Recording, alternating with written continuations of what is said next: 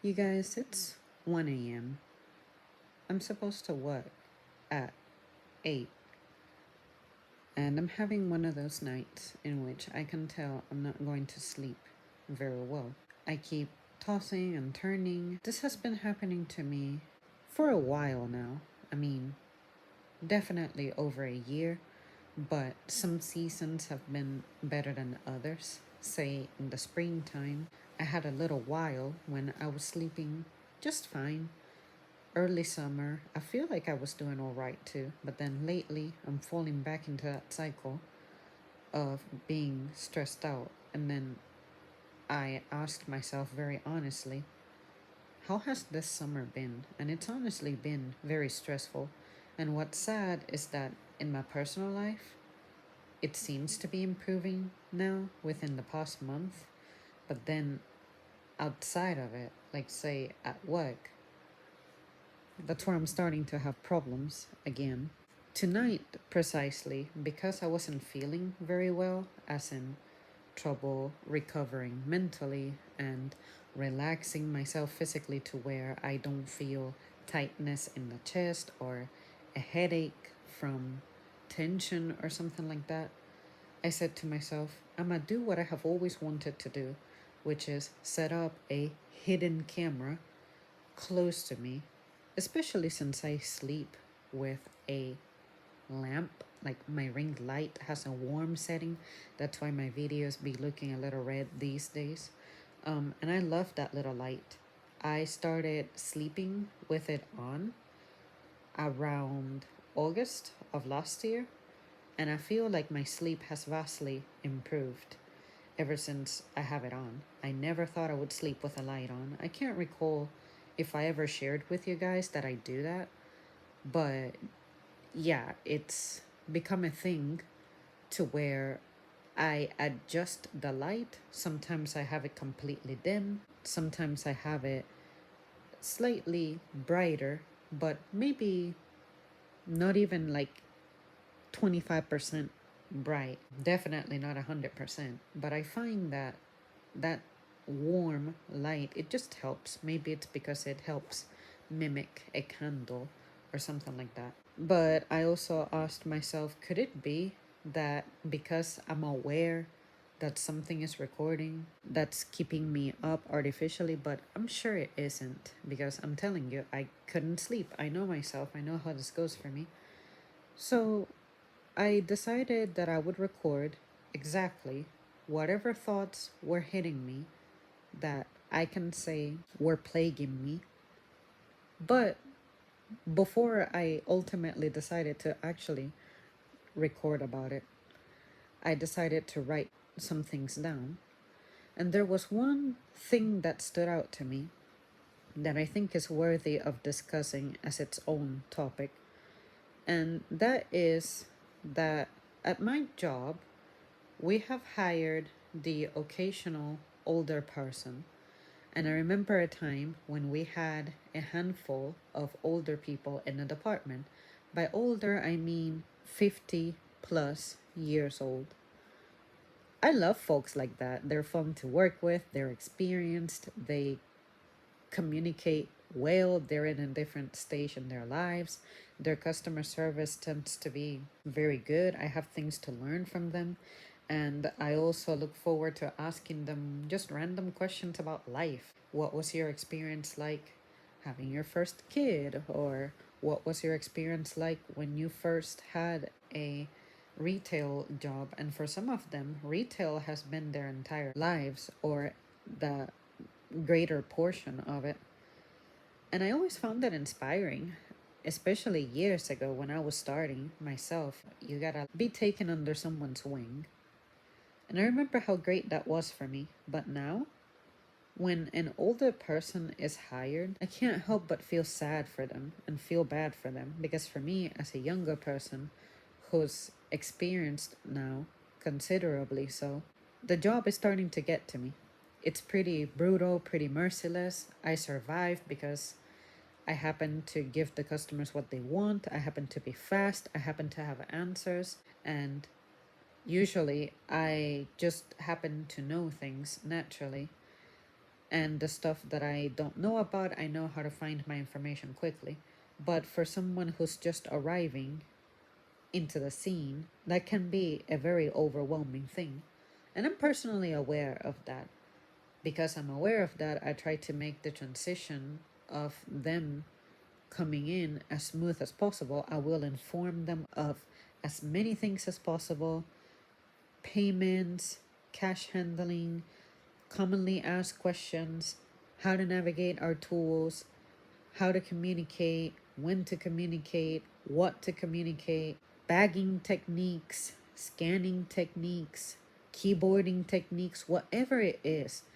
I treat these folks how I was treated, and it's not limited to just older people. I'll do this across the board with anyone I'm in charge of showing around or as a courtesy to the new folks. With older people, I have observed that the customer service landscape is simply not very kind to them. Let it be because they have physical things going on. Nothing wrong with that. They're in that stage in their lives. When they're learning, their learning curve is different. And we just gotta accept that not everyone is going to learn at the same rate. These folks are not trying to come into the job and be the ones slowing things down in the team or being uninformed or being timid. Technologically, they may not be the savviest either. And nowadays, compared to how it might have been for them when they were younger, as customers or potentially as workers, there is a lot they didn't have to worry about. They didn't have to worry about pulling things up on people's phones and showing them how to log into something or how to get electronic rewards like that, the fancy stuff that we have now everywhere that you go. And I have all the empathy in the world for them, and I try to give them all the support that I can. It really saddens me that customer service used to be a very basic, easy, entry level job for people, but now it is very stressful and overwhelming. But I have observed that for them, it hits them differently. And it makes me sad because I think about my mom and I'm like, what if my mom has to just stop teaching? Let's say something happens and she's no longer capable of doing the job, but she still needs a job because she's not quite there yet when it comes to retirement. She should have been able to just count on applying somewhere easy and basic and simple, such as a retail store, and being a cashier was just something easy. But now you have to deal with people's moods being on another level, the expectation on you as a human performer, speed, accuracy, and everything. I feel like it's much more demanding. There is so much additional rigor that you haven't been prepared for. This just wasn't a thing that was happening in your time. And I say that because I have asked my mom, who had experience doing a job like this way back in the day. And I also remember going out shopping with my family as a kid and just how different the shopping experience was. And that's what I personally prepared for. But for me, at least I happened to kind of naturally transition into the current landscape because I happen to be young, and therefore I can adapt to those changes a little better, given that computers were a part of my childhood and smartphones and all this stuff. It was coming out by the time I was like a younger adult. So it's not like, oh my god, this is shocking alienistic tech for me. Nothing like that. One of the things that I guess we could say is keeping me up at night is how you really cannot predict whom to hire who's going to commit to the job. Older people are not looking for stress. They're not looking to make a career anymore. They're just trying to pass the time, but passing the time making money because they need it. But I'm saying that the most basic, disrespected entry level, unappreciated that they could count on, now it's not there. So where are they supposed to be going? What are they supposed to be doing to get the financial support on the side that they need, that they knew they could resort to? When you're younger, that's how you start off. You start pretty much anywhere so you can gather experience. Then you finally level up to the career that you were supposed to be designated for or prepared for. You serve your 30 to 40 years at that. Then you quit that or retire. But in some circumstances, you may need to get back in the workforce, especially nowadays with inflation. And they should be going back, reverting back to their younger years, being like, oh, okay, let me find something easy, entry level and stuff. And because I have experience, more than likely I'll be preferred because my resume is going to look so good.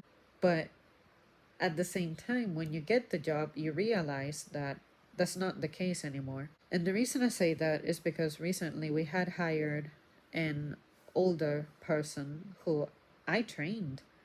And I remember how I felt the day that I was training this person. I could feel it in my gut that this person was not gonna last at least until the holidays. I told myself I'm going to be very impressed. And I don't mean that in an arrogant way at all. I'm just saying that the vibe that I was getting from this person and how overwhelmed and stressed this person was worried me. And I was trying to picture this person performing during the holidays, and I just sensed that hopefully I'm wrong and they had the mental capacity because of their experience and I just don't know any better. But unfortunately, some customers were complaining that this person was slow at the register and that they were taking too long looking up numbers and codes, whereas some of us just know them and we're able to just immediately spit them out and things. What can I say? You cannot expect for someone who we just hired to be compared to someone like me who's been forced at that place for a very long time now. I just wonder, where are we going to end up? Because the job market keeps getting more and more complicated. And no matter how much technology you come out with to make the checkout process faster, are people really stopping to think about what this means more broadly, especially in regards to the job market? And I can't help but just feel sad that this person ended up quitting because they had to be honest with themselves and be like, you know what, I cannot handle this. I'm not a good fit for this job, for this team. I'm slow, and the customers are giving me hell for it. Even though she was a very nice person, very sweet person, she had better social skills than I did, I must admit, because I'm not the kind of customer service representative who entertains people. I just ain't. I like to be direct, limit the conversation to what's pertinent to the transaction. Let it be a return, let it be a sale, and just limit it to that because I have to be there for 8 hours. And that takes resilience, and I must be selective about where my energy goes. And social situations is one of those things where my energy gets drained fast. I like the idea of us hiring people who are good socially, who are good entertainers, good hosts, because I know that I have some stuff to learn from them. Some of the ways that I manifest at the job I owe to people who were more out there, extroverted, who I observed over the years who were older than me. And I'm like, wow, I was able to pick up the necessary components depending on what kind of conversational situation I'm in. But I'm just saying, we cannot look at a profile now and be like, okay, this is an older person. This person is going to be able to commit. This person is bringing their experience. This person won't break, blah, blah, blah. But then you look at a younger person and you're like, okay, this younger person, they're probably going to be in school. Their schedule is going to be limited. They're not going to be here very long. They're going to have to move on. So no matter who we hire, we don't hire people who are going to stay, and by staying, is how you specialize. But now, nobody who we are hiring is specializing. And I am being held to a different standard now because I have decided to stay and specialize. Honestly, I don't get compensated much, especially compensated in addition for a lot of the times being by myself because sometimes the team doesn't really show up and that doesn't feel very nice. Sometimes I dread showing up to my shift because I can expect that someone's going to be missing. And I remember a time when things like that, attendance and the impact that had on the team and the customer service that we delivered, that was a big deal. But now I feel like that really isn't valued anymore. And I feel like we try to please people in the name of not displeasing them to where they quit. But then I'm thinking, what about your straight A people? How is that fair for us? So now we live in an age when I guess worker loyalty is not rewarded because, in a sense, it doesn't make sense. There's so much competition now that we would rather hire for a higher position someone who comes from a completely different company so that they bring new ideas, potentially new skills. Maybe they share inside info from the competition and we can use that to better our business. But also, most importantly, if you ask me, when it comes to spending money, if you hire someone from the outside, now you don't need to shuffle people from within the organization to fill in that position. Because let's say that I'm interested in a higher position, and let's say that I have already some type of management position, but this is a slightly higher management position. If I leave my current management position, now, even if I go for a promo within my organization, if I get that promo, now that's creating a vacancy on my spot. So now we have to fill in that spot. But if we hire internal talent to fill in my spot and we give a promo to someone who's not in a management position to fill that in, now there's going to be a hole where there wasn't one.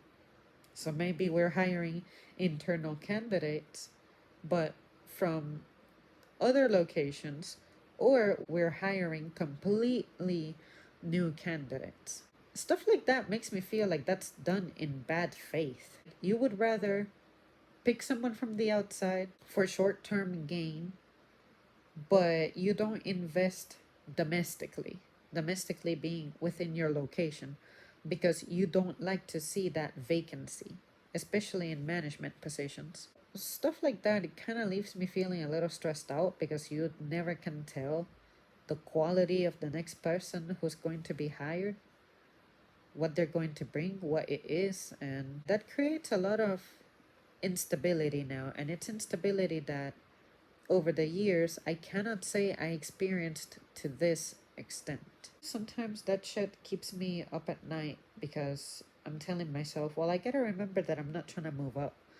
All I'm trying to do is continue to survive and pay my bills and stuff. And my goals are actually outside of there. And that kind of job doesn't really support it. And honestly, the structure of modern jobs doesn't really support my vision that I have for myself. But it just makes me really sad because now that instability just keeps me up at night. No matter how calm and relaxed I try to be, it affects me and I'm having a hard time recovering from my shifts. And then here I am. It's now 1:30 a.m. now, and I know that I won't conceive sleep because I'm actually pretty wide awake now. I'm trying to not get too energetic, too excited. That's why I'm not really sitting up.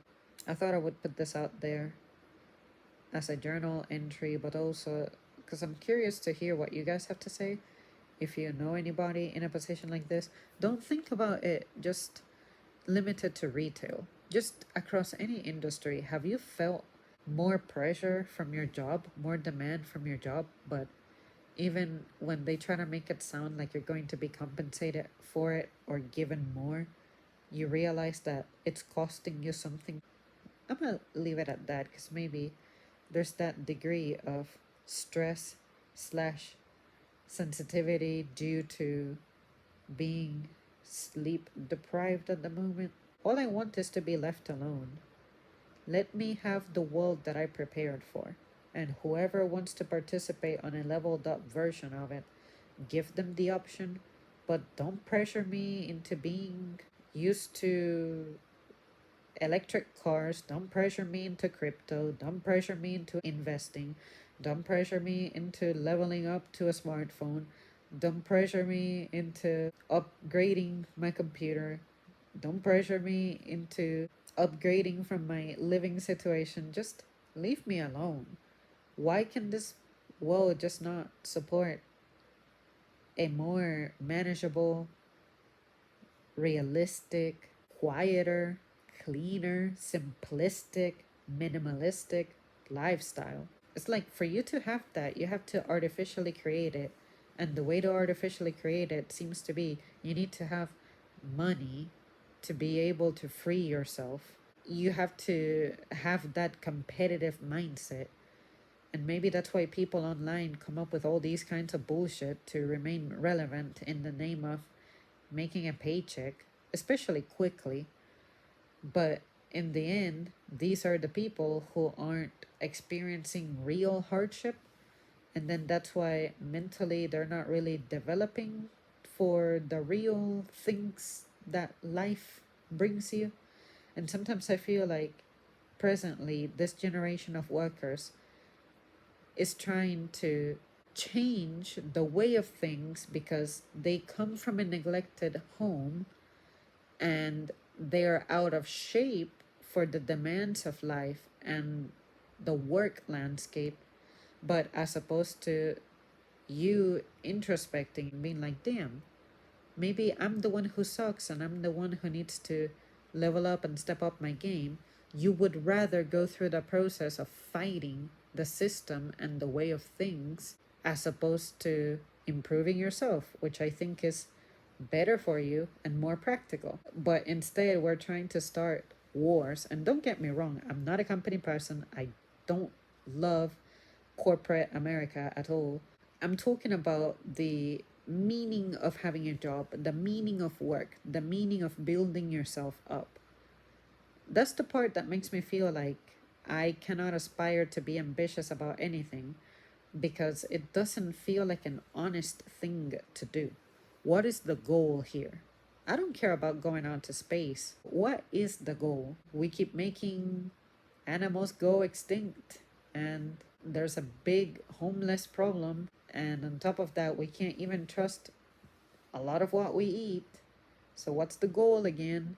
So, yeah, sometimes that just collides with my, I guess, relaxed state. And I guess I need some form of management to cope with all that because sometimes, you guys know me, when I start thinking, I get too deep into things. And sometimes it's not even justified the way that I'm going deep into things. It's more of a anxiety induced. It makes me begin to think of the worst outcomes. But I just know that in modern days, because competition is so fierce, and I see that people will do anything in the name of making a quick, big dollar, who can you trust? I feel really sad about that team and how neither the young people, nor the older people, nor the medium range folks are staying, and nobody's happy. Like, nobody can genuinely say that they 100% are excited about showing up to work. And I remember a time when I was happy showing up to work, even though I wasn't excited about everybody I was seeing. I felt like what I was doing had meaning. So I'm guessing that programming wore off in my brain because I'm older now and my desires have shifted a little bit. I used to think that I wanted to work, but I wanted to work based on the landscape that I was prepared for years ago. but that landscape no longer exists. So now it's like I want to continue to work, but I want to work, but also know that I'll be respected and I won't be taken advantage of or abused, and I will have access to benefits and resources without it costing me the entirety of the better years of my life. There are just some prices I'm never going to be willing to pay, and this is one of them. But I just hope that nobody out there makes me feel like I don't have a right to feel this way. I'm not saying that I'm the one discovering all of this and having this epiphany. That's why I've been taking it super slow. But I'm just saying, as someone who genuinely does not have any ambition or aspirations, why must I be punished for that? I just want to exist and be fine, but not feel like I have to scramble and rush and make ends meet by doing crazy things when I'm not even a consumer that's extreme. So, yes, I should be able to live a very simplistic, lowly paid life because it aligns with my goals. I'm not gonna have kids. I'm not trying to buy a house, especially a big one. See what I mean? So just leave me alone. Just leave me alone.